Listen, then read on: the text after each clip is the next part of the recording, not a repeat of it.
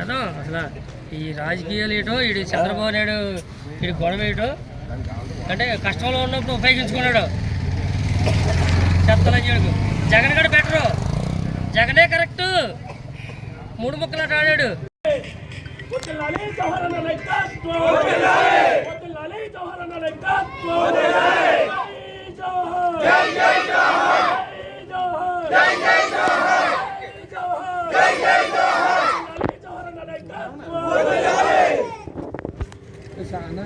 ఒకసారి ఇలా చూడండి.